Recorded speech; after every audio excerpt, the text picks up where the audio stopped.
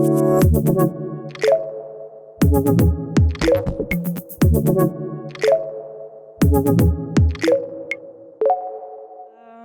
we were thinking, and we being the board of Versot, to bring these lectures back, we of course had to think about who we wanted to invite to host this coming back of Versot. And when asking around to fellow students, like, hey, who would you like to hear? Who would you like to listen to? If you're not forced to do so, because you need to pass an exam, there was one name that popped up the most, and that was Katya Ivanova's. And having been taught by Katya last year myself, I couldn't agree more. Like, you have people who can teach, but there are very few people who can teach like Katya does, with knowledge, passion, and commitment. I hope I'm not raising the bar for you today. No pressure. So yeah, I am very glad and very happy that Katya accepted this invitation. And having said that, I want to pass the mic on to Katya. Good luck. Thank you very much. Thank you, everyone. Well, that was a very, very sweet introduction. Thank you very much, and I hope I don't disappoint. We will be talking today about something that is close to my heart, as in my researcher heart. It is a topic that I do some research on. It's a topic that I do teach on. So it is something that, yeah, hopefully you will see the passion. So I want to start by asking actually the audience, how many of you, just raise your hand, think that we should be worried about dropping fertility rates? Okay, so as far as I can see, that's actually the minority. Okay, and do the rest think that we should be worried about increasing fertility rates? So I'm now gathering that the majority maybe actually think we shouldn't care about fertility rates that much, right? Well, I'm still glad that you're here today then. So that I can tell you, based on research at least, what should we be worried about fertility rates? If so, why, according to me as a researcher? And is it even possible for us to do anything about dropping fertility rates? But I want to start by asking you a question. So in the description of this lecture, there was a quote which said, if the birth rate continues to plummet, human civilization will end. Does anybody know who said this? Any guesses? Elon Musk, yes, the one and only Elon Musk. So let's hear from the man himself. What did he say on the topic? Not enough people. I can't emphasize this enough. There are not enough people. I think one of the biggest risks to civilization is the low birth rate and the rapidly declining birth rate. And yet so many people, including smart people, think that there are too many people in the world and think that the population is growing out of control. It's completely the opposite. Please look at the numbers. If people don't have more children, civilization is going to crumble. Okay, so in no uncertain terms, he's saying if we don't have more children, civilization is going to crumble, right? So very clear message, very clear message. But one thing that he also says is, please look at the numbers, right? So, okay, let's see. Challenge accepted. Let's talk numbers. Let's actually talk about the numbers. I want to open the floor first to your opinion. So you can participate in these activities either by going to WooClap and using the code, or much easier, by actually scanning the QR code. And then it should pop up for you what the first question is. The first question is, do you think that right now population is increasing, decreasing, is relatively stable, or you have absolutely no idea? I'm going to give a moment. People are still voting, I can see in the background. Yeah. We'll close it, let's see. Okay. Increasing. Okay. Seems like, okay, this is definitely gaining ground. I don't think that we can change the, okay, so the majority of the people in the room think that at present, the world population is still increasing. So what I'm going to show you now are estimates based on the work of the economist Dean Spears, who is one of the two authors of the work After the Spike, Population Progress and the Case for People. And the reason why I've chosen to show these statistics is that he's quite clear as well in his messaging that he tries to transmit to his audience. And I find that these are figures that are worth discussing. So let me show you what the projections are showing. So what we see in this figure is essentially human history on the x-axis. And then you see human population. What is the population of the world? As you can see in 2022, which is shortly before the book came out and shortly before he also published an opinion piece in the New York Times, in 2022 the world population was 8 billion people. It's clearly projected to still keep increasing for the next about 60 years from today on. So for the next 60 years or so, human population is projected to keep increasing to about 10 billion. But the key point here is that we might be facing a drastic drop. There might be a drastic drop in human population, which is just around the corner, 60 years away from us. What he says in this opinion piece is that humanity will not reach a plateau and then stabilize. No, it will begin an unprecedented decline.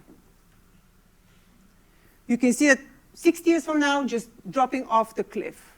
In dark red, what you see is the scenario of the human population if the world converges at the rate of fertility that the United States had in 2022. Which was about 1.6 kids per, the TFR was 1.66 kids. So if we converge at that TFR, if the world converges there, we're seeing the dark red line in our future as a world population. But there is a little bit of an issue with this figure.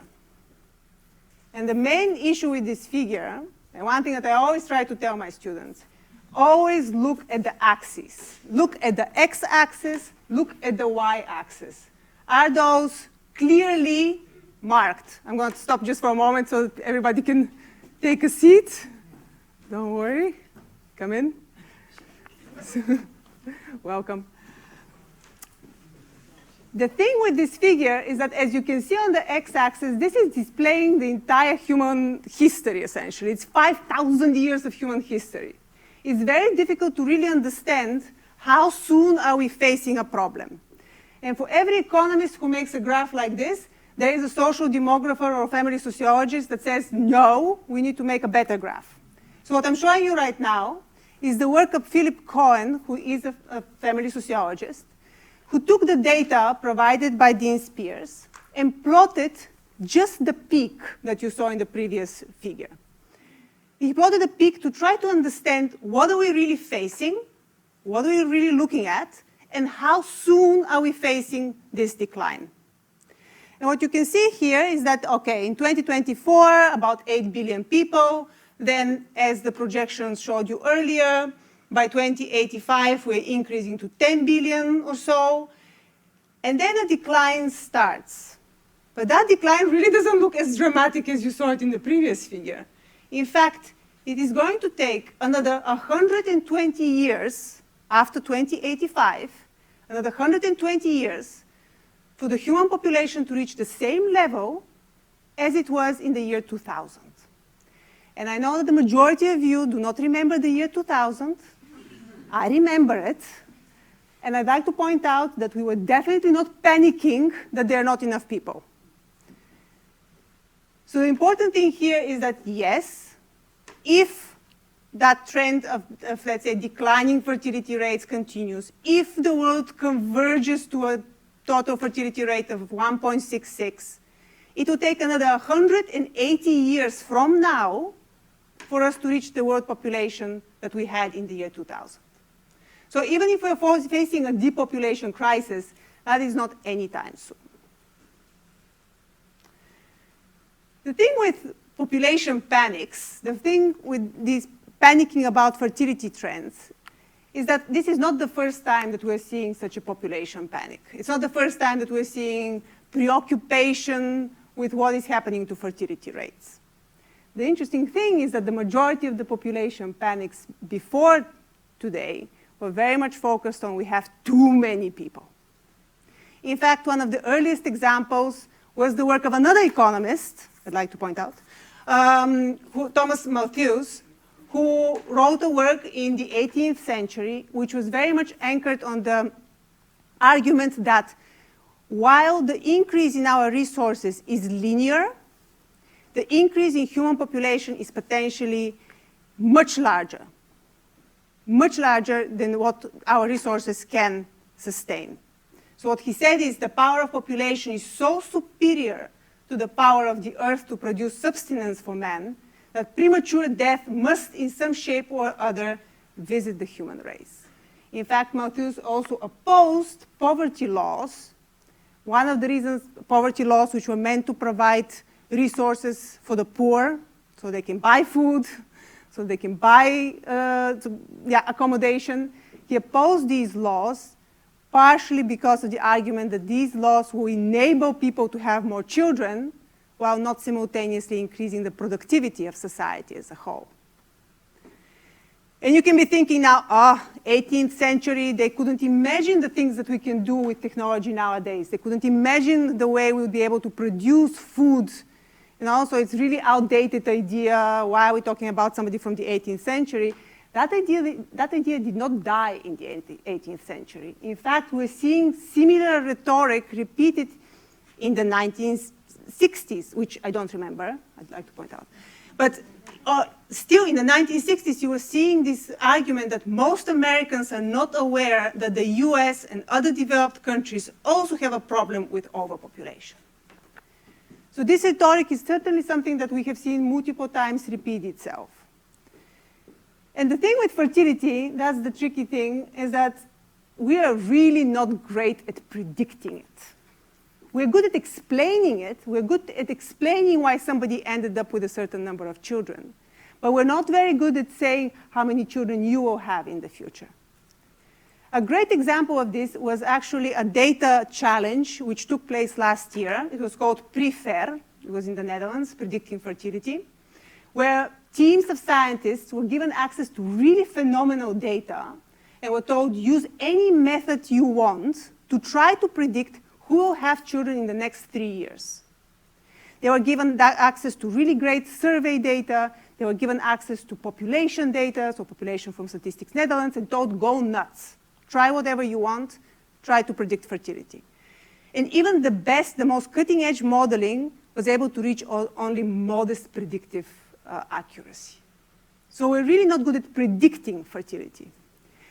The reason for that, I think, is quite nicely summarized in this quote, which says, the determinants of fertility and fertility decline are as diverse, are as buffeted by their context as are the producers of children, right? So we can know that education predicts how many children you end up with, but then to understand all the different ways in which education interacts with the current economical climate, interacts with current political climate, or with the certain circumstances that surround university, to understand all of these interactions in order to be able to say, okay, in the next 3 years, you're going to have 2 children. We're not good at doing this. We're not very good at predicting human behavior in the family sphere, at least. And talking about predicting things, I really want to talk with you a little bit about the widely used TFR statistic, right? That's the thing that we keep hearing about, total fertility rate, TFR. We need to have a TFR of 2.1. We need to have a TFR of 2.1. But let's see whether you actually understand what the TFR is. I'm asking you again. And I'll give you again the code if you want. What actually is TFR? What is the total fertility rate? Tell me what you think.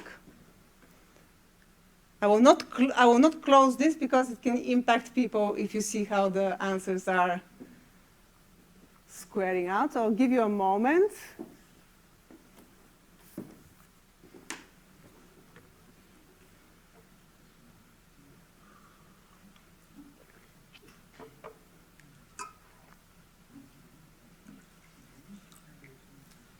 See on your last point,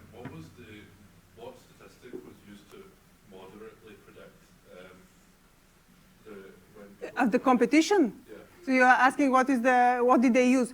People could use anything that was in the data. So they had surveys, which, for example, in the survey, people were asked how important do you think is that people have children? So you'd use even things like this. Or people would be asked, do you plan to have children in the future?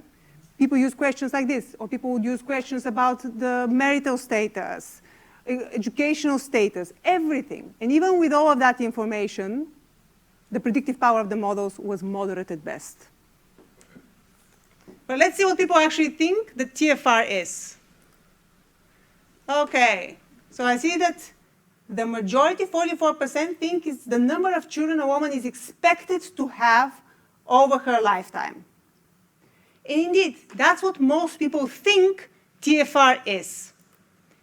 It is not how many children a woman will have over her lifetime. It is not a prediction of how many children you will have. It is how many children a hypothetical woman would have if, first, she lives through her entire reproductive lifespan, which we usually set to end at around age 45, 50.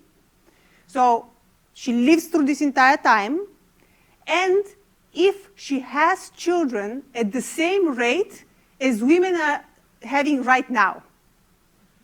So you can think of it as the number of children a woman would have if this year's patterns remain exactly as they are. It's a hypothetical based on an assumption of no change. You look at the behaviors of women in 2024, you look at their behaviors, you do some math, which I won't show you, and you say, if everybody keeps behaving as they behaved in 2024, this is the number of children a woman would end up with. So it's a purely hypothetical number, again, very importantly, based on an assumption of absolutely no change. If anything changes next year, TFR is very new, very different. Could be extremely different, in fact. If a war breaks out next year, the TFR is going to be completely different. A much better statistic is what we call the cohort completed fertility rate. That is actual behavior. That is actually, we look at women who are now, let's say, 50, and we say, how many children did these women have, the average? It's an actual realized behavior. We look at women, let's say, born in 1950. We look at 1950 to 1995. They're 45 at that time. And you say, how many children did these women have? And that's the completed cohort fertility. It's actual behavior. And I want to show you how different the information from these two statistics can be in the next figure. So what am I showing you here? I'm showing you, so on the x-axis you have the time, and you have, this is for the Netherlands, in purple, does it look purple? Yeah, let's say it looks purple. In purple you have the total fertility rate, that hypothetical number, how it varies year to year. In green, you have the cohort completed fertility by age 40. So of course it stops in 1982, because that's for the women born in 1982, how many children they had by the time they reached 40. So it's a number that we can only calculate once women have aged out of their reproductive lifespan. And let's look at these women born in 1982. By the time they were 40, they had on average 1.76 kids. This is how the TFR looked throughout their reproductive lifespan.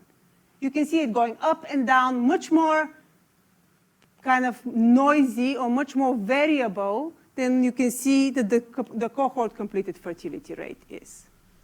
But here's the interesting thing. Let's look at these women born in 1950. So these are women born 30 years or so before the 1982. Their completed cohort fertility is 1.88.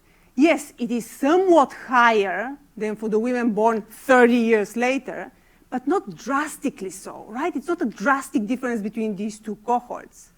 And the incredible thing also is, look at how the TFR looked during the reproductive lifespan of the women born in 1950. Look at the level of variation that you see there. The point I'm trying to make here is that the TFR is a very sensitive statistic to yearly yearly changes. You know, one year, maybe you have the pandemic, the TFR drops. Another year, you have a great financial year, maybe the TFR goes up. It's a number that kind of fluctuates a lot more than the cohort completed fertility number. So always be very critical as a listener when somebody starts obsessing about the TFR, because the TFR is not the best predictor of how many children women actually end up with. Right? But, okay, I'm now trying to kind of maybe make the point that maybe we shouldn't be panicking just based on listening about TFR, because TFR is not the best indicator of how many children you end up with. Maybe it's not the best thing to look at. Maybe we shouldn't be panicking about this so much. But then why is it that you're hearing so much about dropping fertility rates? Do we really have a problem is the question. I'll present two arguments why I think we're hearing so much about dropping fertility rates. I won't discuss the first one in depth. I'll focus a little bit more on the second. The first argument why I believe we're hearing so much about fertility in today's climate is what we call the politicization of fertility. So it's not a term that I came up with. It's a term that Alaka Basu came up with. But it is this idea that fertility rates, fertility behaviors are used in order to make different claims, different potentially, to pursue different political goals. So we talk about fertility not because of our concern with fertility per se, but as a tool to make a different argument for something else. What's something else? One argument is a pushback against women's emancipation. Right? Women have gained a lot of grounds on the labor market, in the private sphere. So part of the reason why we're hearing so much about fertility rates is that actually this could be a backlash against women's emancipation. And we see this quite nicely summarized in quotes such as these ones. The one by Erdogan saying, "A woman who rejects motherhood, who refrains from being around the house, however successful her working life is deficient, is incomplete." Another reason why we're hearing so much, another pathway through which fertility is politicized is the pushback against migration. Right? We're hearing a lot about the dropping fertility rates of the native populations because the assumption is that the migrants may be having much higher migration rates.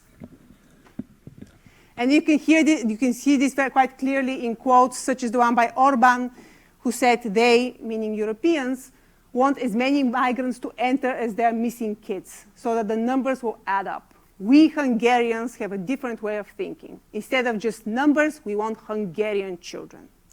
So you can see this in these kind of quotes. You see how fertility a little bit, or this debate about what women should or should not be doing, how they're used to make different goals, to make different political points. But the other reason, and here you can judge for yourself, or actually it's a whole separate lecture to explain whether those are true or not, these concerns about women gaining grounds in the public sphere, or the concern with migrants. Separate lecture, another time. Now, the other reason why we do hear so much about fertility rates is that while we are not disappearing anytime soon, we are definitely facing a changing population composition. And when I say changing population composition, I mean this. This is the age composition of the Netherlands in the 1950s. You see it nicely fat at the bottom, you know, this pyramid with a lot of young people who will be potentially entering the labor market with time. And then you see it nowadays, which has this fat bit is in the middle, kind of thinner and thinner bottom.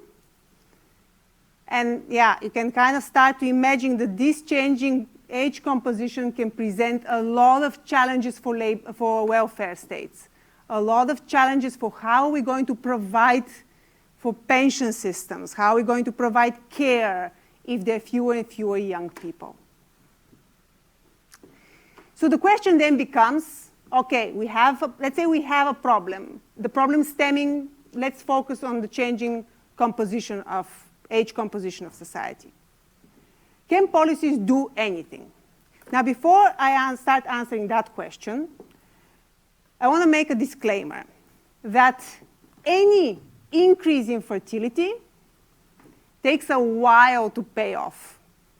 Because once you have children, they don't immediately become financially productive, to the horror of all parents. Kids take a while to enter the labor market, right? You need to, there's a very intensive care period at the beginning, then you need to be educating them. So if you're going to be increasing fertility rates, you need to be taking care of schools, universities. And then you need to be also making sure that there are enough jobs for these kids to enter the labor market. So any increases in fertility take decades to start paying off. And I want to make this point even more clear with the following figure. So what am I showing you here? I'm showing you what we call the demographic pressure. So that is how many dependent individuals are there per 100 individuals of working age. And here it is split in dependents above the age of 65 and dependents under the age of 20. So what you can see in 2023 is that there were about 70 dependents per 100 individuals of working age.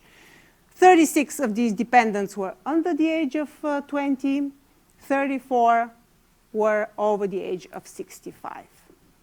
Now, CBS did some magic with numbers, did some projections under different scenarios for the Netherlands, saying, let's look at what this demographic pressure will be in 2050.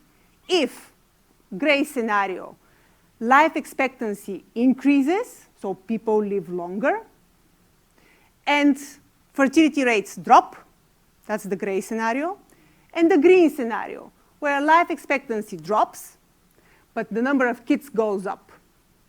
Right? Gray scenario, green scenario. Can you guess under which of these scenarios the demographic pressure is higher?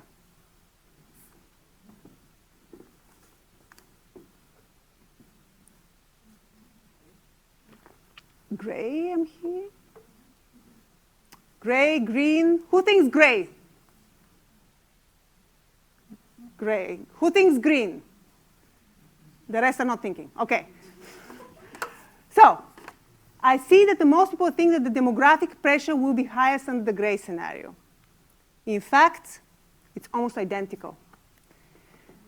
It's almost identical. You end up with about the same number of dependents per 100 individuals of working age. It's just that, of course, the composition of that dependent group is different. So, of course, under the green scenario, these dependents will eventually be entering the labor market. It's starting to pay off for themselves. Well, under the gray scenario, that is not the case. But the point I try to make here is that if you start focusing on increasing fertility rates in order to solve your problems right now, forget about it.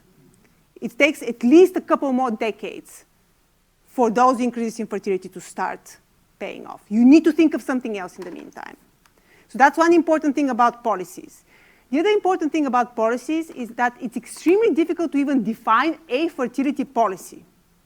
One way in which you can think of it is that it's any government policy that explicitly aims to reduce or increase fertility, or which aims to alter the cost and benefits of childbearing. But the thing is that those fertility policies do not exist in a policy vacuum. They exist alongside policies that regulate labor markets, that regulate housing markets, that regulate educational markets. And all of these policies interact with each other in ways that sometimes it's very difficult to understand what the impact of a policy will be. In fact, a major challenge in this stream of literature is trying to capture the true effect of a policy on behavior. It is extremely difficult to know what a single policy has done, because it interacts with so many other things. And also, you don't have an experimental conditions where you have the control group, right? You can't say what would have happened if we did not have the policy. So the point that I'm trying to make here is that I'll start talking to you about policies, but it's very, very difficult to properly study their impact on behavior and to say, this policy did this. So I want you to always be thinking critically when I talk about these things. Okay, I've talked about the disclaimers. Now, fertility policies. They can be loosely grouped in two camps, antinatalist and pronatalist. Antinatalist aiming to reduce fertility. Can you think of any antinatalist policies? I'm sorry? One-child policy. One-child policy being the classical example. There was another with us and our two, like in India, like 2 parents, 2 kids instead of like 4 kids. 2 parents, okay, so clear messaging about how many kids is ideal to have, okay? So kind of normative messaging. Other examples of anti-natalist policies?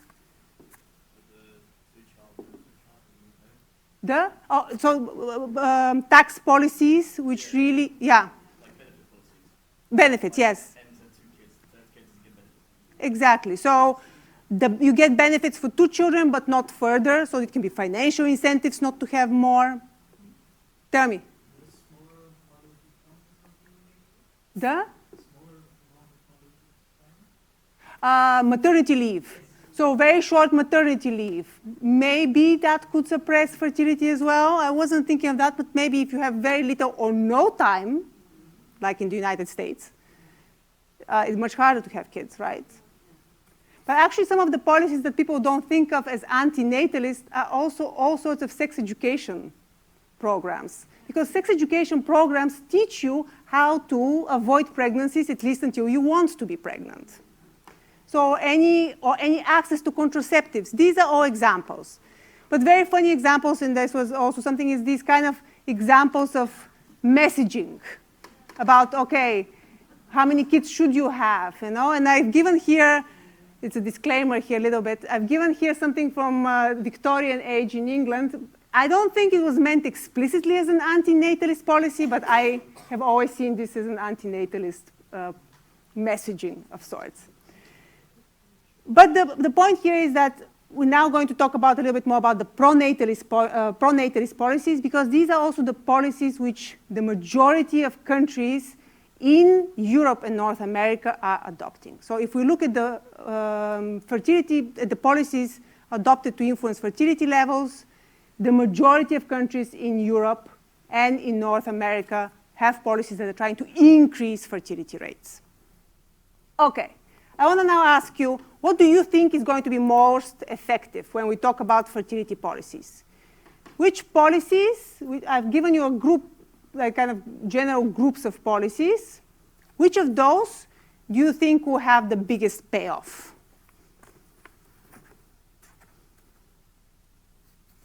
Which of these policies do you think will be most effective in increasing fertility rates?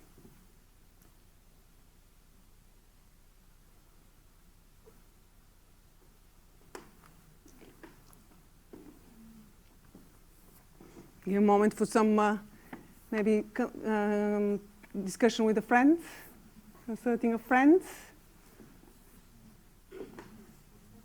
Let's see. Let me see. I'm really curious what people, I kind of expected maybe what people would answer to the previous questions.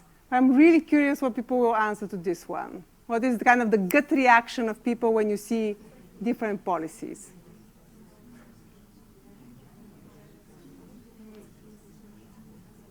Let's see. Okay. Whoa, people think that money really does talk, huh? Okay. Okay. It's not a majority, but you know, clearly people are kind of split between the cash benefits, money talks, right, and the child care. Okay, let's see. Let's see what the numbers tell us. I'm going to start going one by one. Let's talk about restricting reproductive options. The recent example, of course, one of the most recent examples being what happened in the United States with the overturning of Roe v. Wade. This meant that every state in the United States can now impose its own policies with respect to access to reproductive care, but also access to abortion.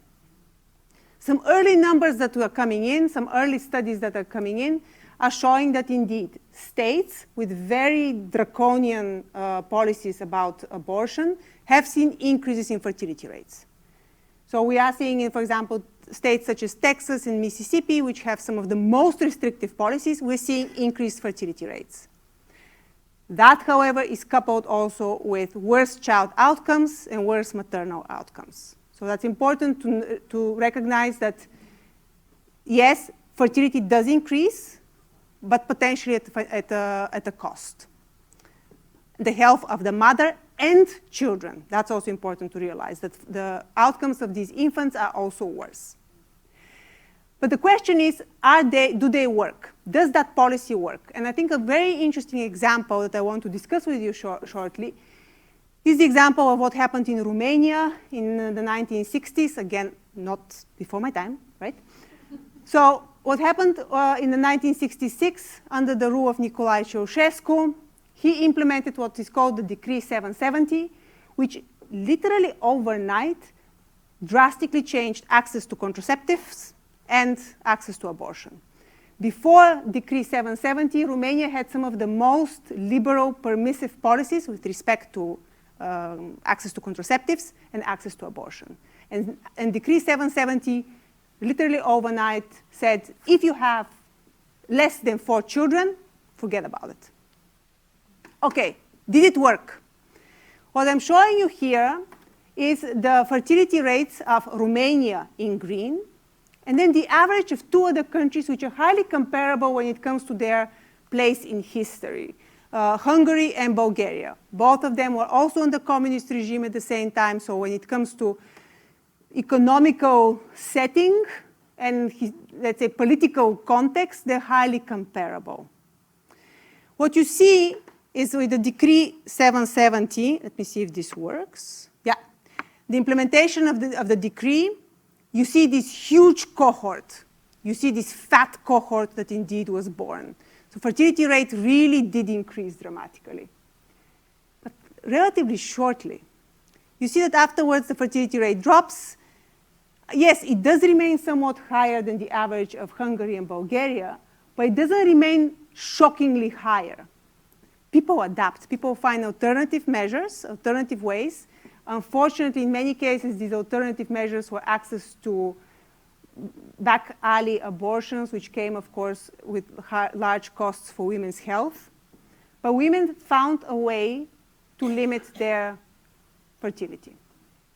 Also interesting here is that this cohort, this very fat cohort that was born, the system was also not prepared for it.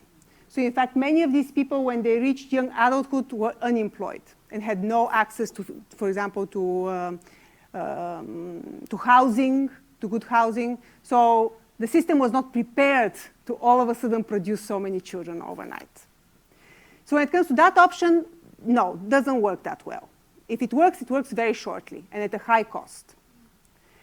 Now, the money conversation, right? So when we talk about financial incentives, financial benefits, you can think of them in many different ways. You can think of it as the financial support that you get for the medical care that you need during pregnancy and then birth. You can think of it as the regular cash benefits that you can get, so some sort of a child or family allowance, but also tax cuts, right? That you get preferential taxation because you have children. That's, again, a financial incentive. Or you can literally think of the baby bonuses that, for example, Hungary is right now offering for the 3rd child that a woman has. It's a really substantial financial bonus. The majority, not the majority, but many of you thought that this will be the most effective way. What we know from research is that it has either no or very small positive effect. The effect is so small that, in fact, you would have to, even if you double the OECD spending on family benefits, even if you double it from 2% to 4%, you would only gain less than 0.07 in TFR gain. So you have to, even if you invest massive amounts of money, you will not gain almost anything in fertility rates.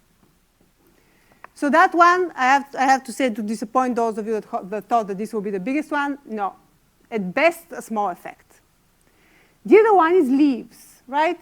You can think of maternal leave, the time that the mom gets, paternal, the time that the father gets, or parental leave for any of the parents. Different types of leave systems to leave from work in order to care, to take time off from work to care. The thing with those ones is that, yes, they have a positive effect, but first of all, it's very context dependent. An incredible example here is Japan. Japan has one of the most, really, a very generous and very long paternal leave policies.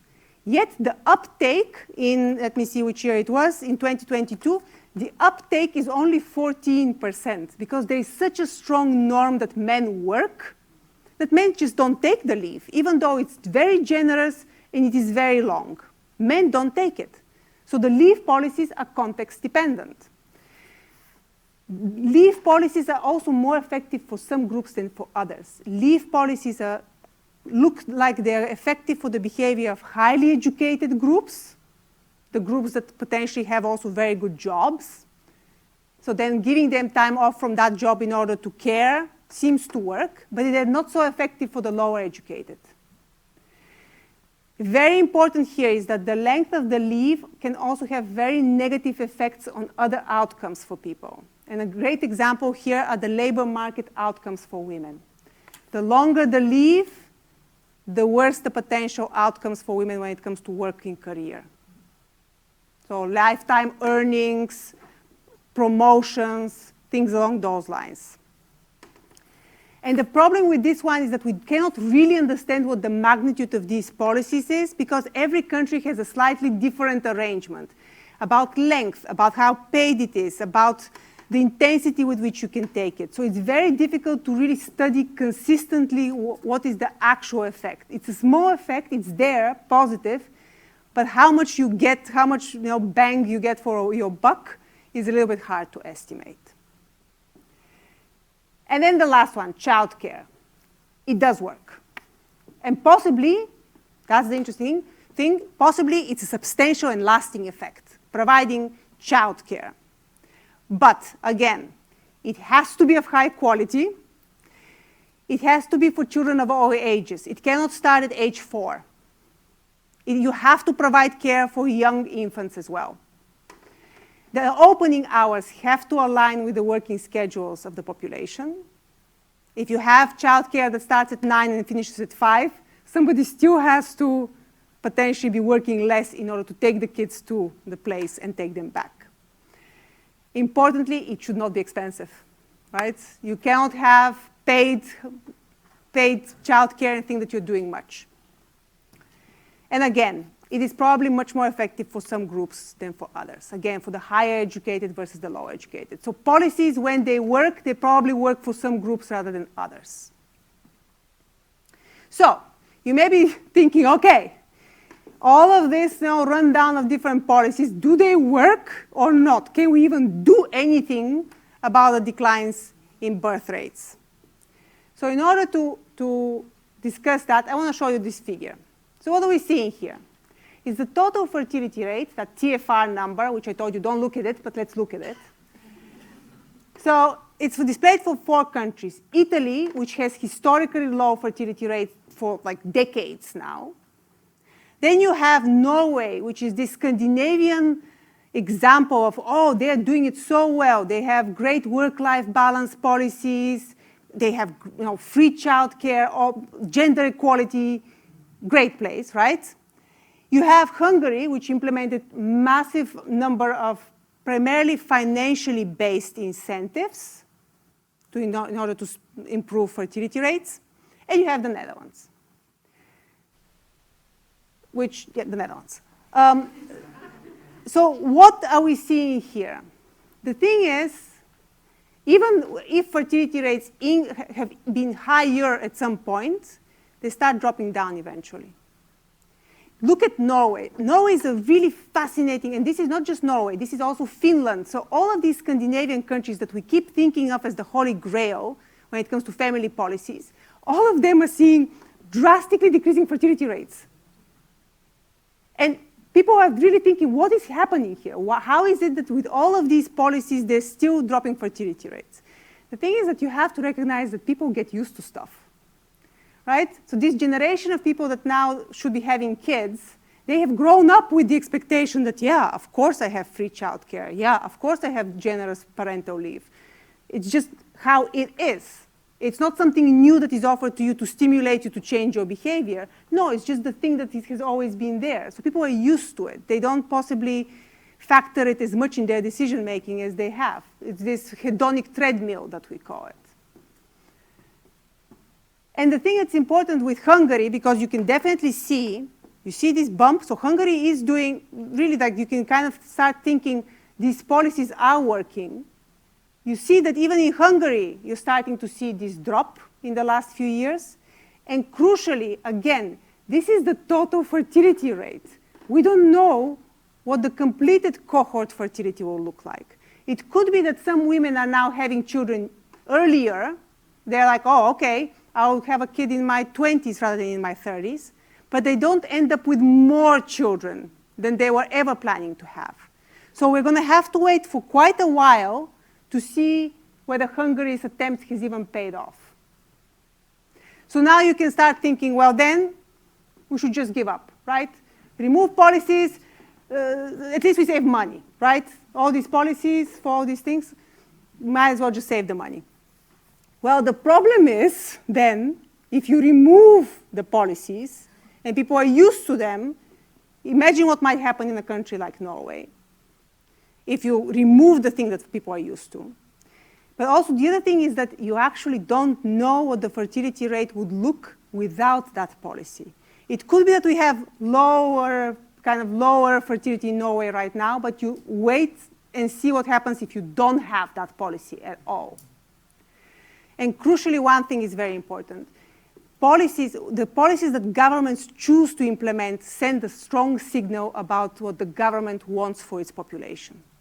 If you implement policies that support young people in having the family lives that they want to have, you're sending them a strong message that we want to support you in this. This is important for us. So this messaging of policies also shouldn't be underestimated. So if you remove it, you're also sending your population a very clear signal. A nice way to summarize whether policies work is in this somewhat longer quote that I really want to tell you. It says, single policy measures are unlikely to increase fertility, especially when they're modeled on the outdated assumptions about families and gender roles. Rather, a comprehensive package of consistent and mutually compatible family, labor market, and health policies is needed. The new policies should also respond to the new economic and labor market uncertainties, rising economic inequality among younger women and men in many countries, soaring costs of housing, and also to the diversity of reproductive choices and preferences among women and men. In short, policies should respond to diverse needs of the population, not to the ideological beliefs of the policymakers. They should also be relatively stable over time. So you see what a high threshold there is for us to start thinking policies can really do something. But even if you do all of this, my judgment is the following.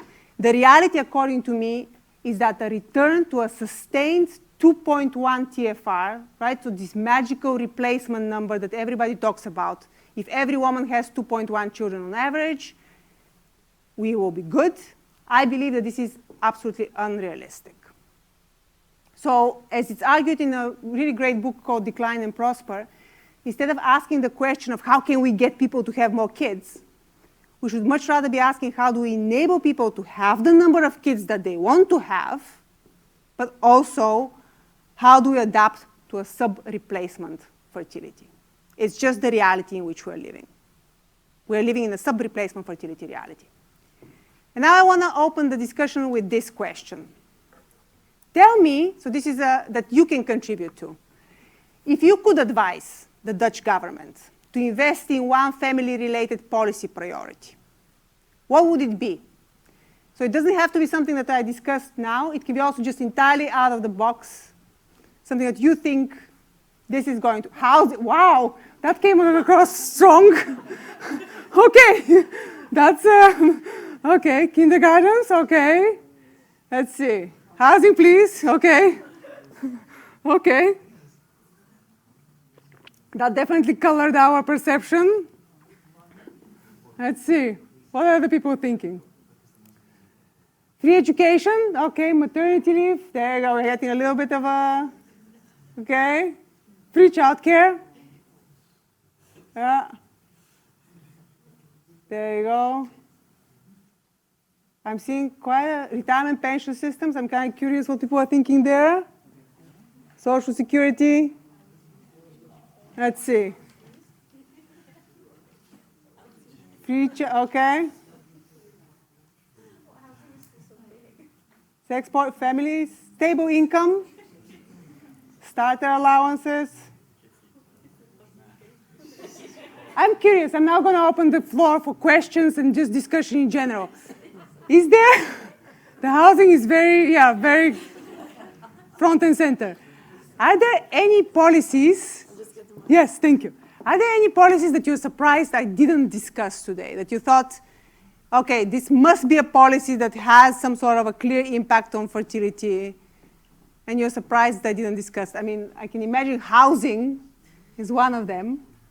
But that is also the example that I wanted to give you, is that the policy with housing is not explicitly a fertility policy. It can be pursuing all sorts of other goals, but then alongside it can also increase fertility rates. But there was a question there.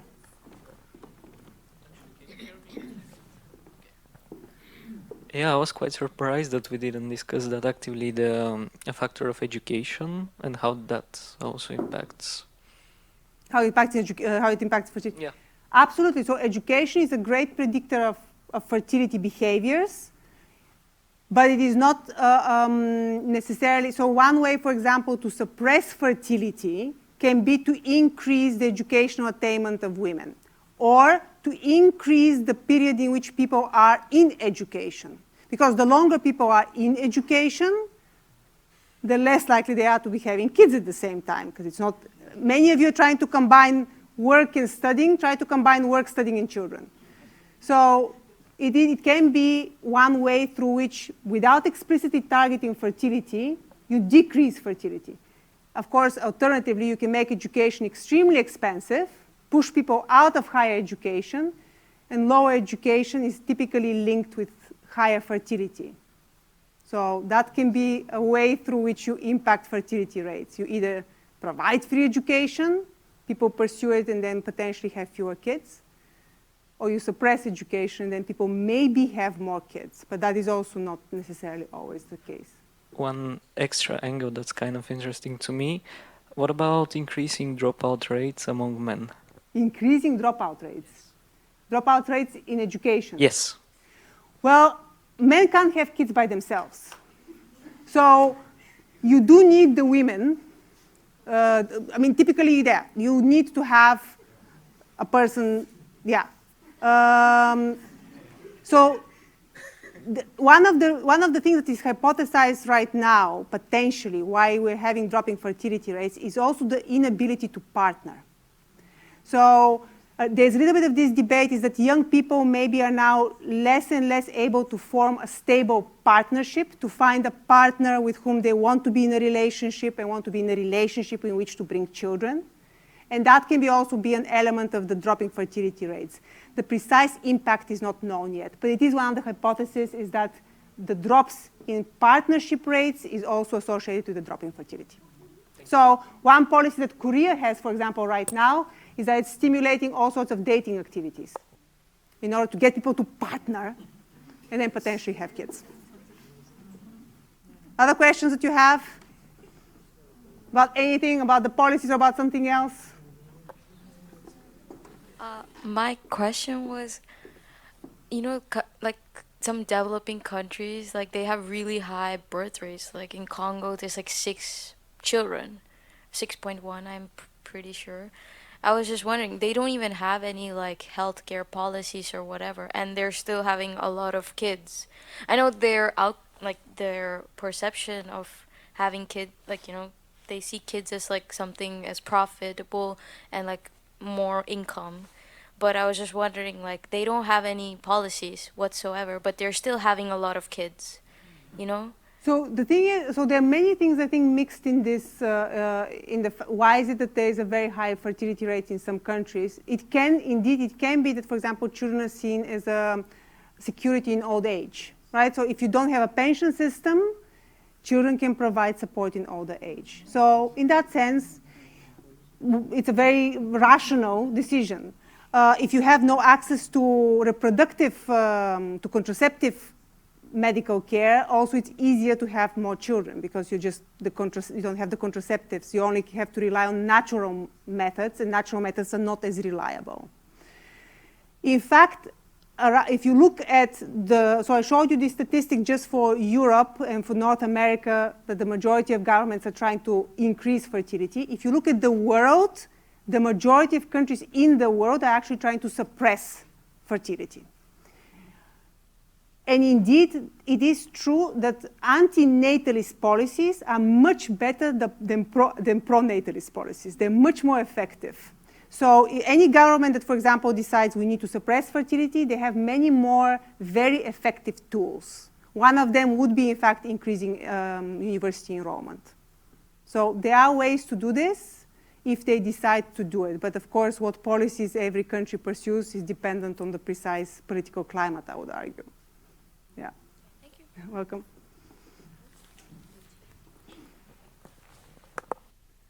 Anybody else? Or was I so clear in my lecture? Is there? Yeah. So what I was thinking, we discussed only female fertility and not male fertility.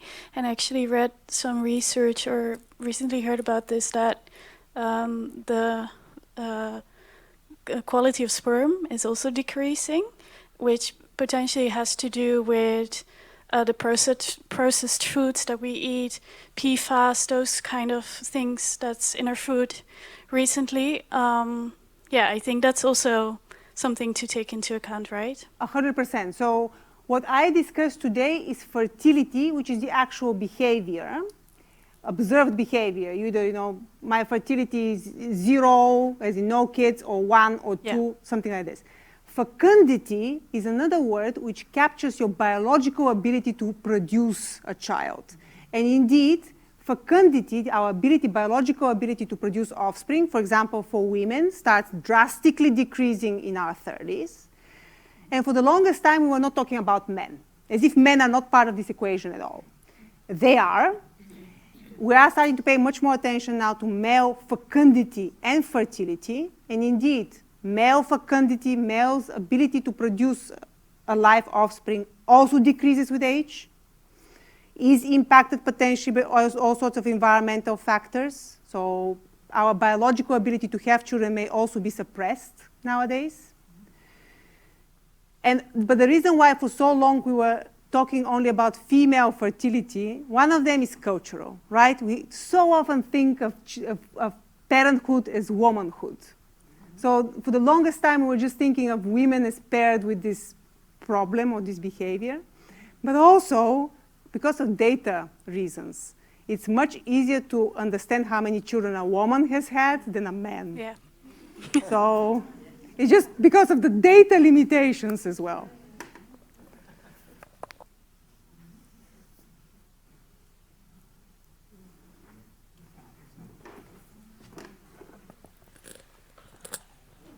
Yeah, I see someone also commented it, so that's good. I was wondering, do you know anything about the empirics of the effect of individualization on fertility? And are there any policies that you could think of that might? Yeah, so for sure, part of the drop in fertility rates has been our changing norms and values. So the question here is, does it have something with individualization? So it's part of this discussion of, is it that as countries become more and more affluent financially, also our norms and values change. We become more focused on ourselves, on our self-actualization, on what you want to achieve as an individual, and then these things are less compatible with, let's say, partnering or parenthood. And indeed, a big part of the drop in fertility rates is linked to changing norms, a changing understanding of what it means to have a family. It doesn't need now a child. It may not even need a partner. Now, policies targeting this, I would argue that any policy that tries to explicitly argue norms and values is a little bit, I don't know. Yeah. I would be a little bit careful about trying to influence norms and values. But part of the norms and values can be the cultural messaging. So you saw with the anti-natalist policies, you can have these posters about, oh, look at this ideal family with like 2 parents and 2 kids, not 4 kids that was mentioned earlier. So you can do it maybe in more subtle messaging ways, but yeah. Yeah, no, but I think I agree with the first observation that it's individualism is also a product of economic growth. And Yeah. just like how in maybe migration policies, and it's nice that they overlap in a politicization perspective, but that the most effective migration policy is to just tank your economy, and it's maybe the same thing for... Maybe, yeah. So the thing is that with fertility, you don't want to be tanking your economy. So if you want children, you really should have a good economy, yeah. So there was a question next to you, I think, yeah. I was helping. Okay, you have, okay. I'm getting them.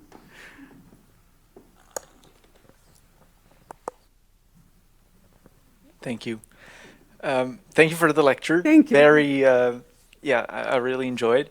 I read on the internet, so I'm not really sure about the source or the validity of the information, that the drop in fertility can be attributed to not to people deciding to have fewer children, so going from 3 to 2, but by deciding that some people decide not to have children altogether. So if they have children, they still have, let's say, 3 children, but it's that some people decide to have no children, and that explains basically the drop in fertility. So I was curious whether this is correct and whether that insight then informs our choices of policy to promote fertility. Your source is partially right, let's say. So indeed, dropping fertility rates can be attributed to one, a decrease in the number of children that people have. So there's actually, that's part of it. And potentially an increase in what we call zero fertility, right? So the increase in either voluntarily or non-voluntarily having no kids whatsoever. Indeed, some projections show that the population of, let's say, childless or women without children, that the proportion of these women in the Netherlands will be increasing in the next cohorts. So that will increase, indeed, will be part of the explanation why fertility rates are dropping. But undeniably, a large part of the puzzle is that people are simply not having more children. So people are now just stopping at 2. The norms about what the ideal family size is nowadays is very much oriented to the 2-child norm. So people are having fewer children. And then the question becomes, what policies could potentially change like the number of children that people have? I think that it's actually harder to get people to go to kid 3. So you just want to get them to 2. And the question for the rest of that population, the childless population, is what part of it is voluntary? Because if people are voluntarily childless, forget about it. You're not going to make them have kids.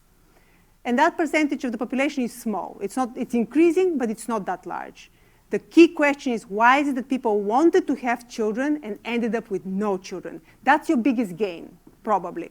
Your biggest gain is to target people who want to have kids and are not able to have them. That's the biggest gain that you can have. So I think a policy is really, that's the thing that you want to, that's why also I said that you have to enable people to have the family, to have the number of children that they want to have. Don't chase people that don't want to have kids.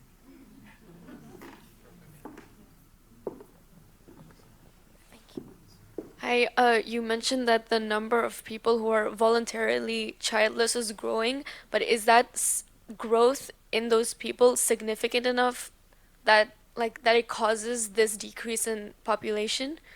It's not that large. So we don't have, so the problem with understanding the voluntarily childless population is that the only way to understand it is to follow people over time and ask them questions. Do you want to have kids? Then a year later, do you want to have kids? We don't have very good data for that, good survey, longitudinal data. Okay.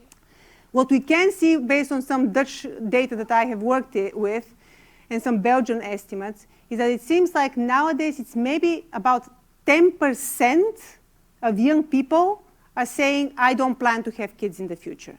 And that is an increase from, let's say, I think the data I worked with, it's Dutch data, 15 years earlier, it was about 4%.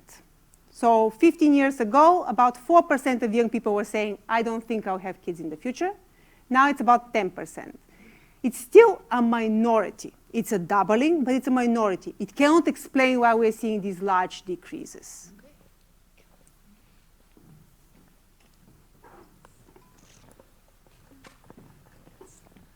Yeah, should anyone else still have a question? I think it's a good idea, looking at the time, that we continue the discussion in the cafe next door.